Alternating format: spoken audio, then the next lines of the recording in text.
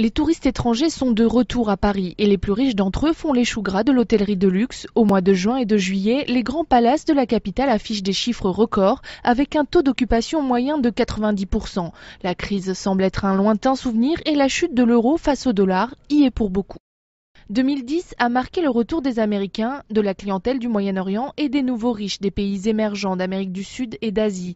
Ils sont même plus dépensiers qu'avant et n'hésitent pas à mettre le prix entre 600 € et 22 000 € pour les suites les plus chères. Du coup, l'image de Paris, ville touristique, attire les grands groupes étrangers spécialisés dans le secteur. Ces enseignes-là, celles qui n'étaient pas encore présentes sur Paris, c'est une occasion de venir s'installer sur Paris. Ensuite, Paris bénéficie d'une image assez forte et assez extraordinaire. Et l'hôtellerie haut de gamme est de très bonne qualité et fonctionne plutôt assez bien. Donc aujourd'hui, ça on va dire attisé les convoitises et ça a permis à ces investisseurs de venir s'installer à Paris.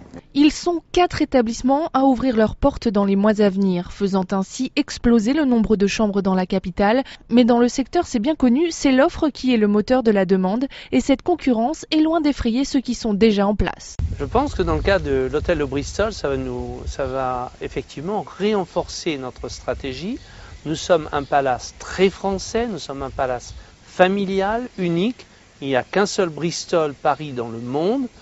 Pour les spécialistes, 2010 marque le début de l'embellie dans l'hôtellerie de luxe. Mais sauf accident, il faudra attendre quelques années le temps d'absorber les nouveaux arrivants sur le marché pour atteindre les chiffres records de 2007 et 2008.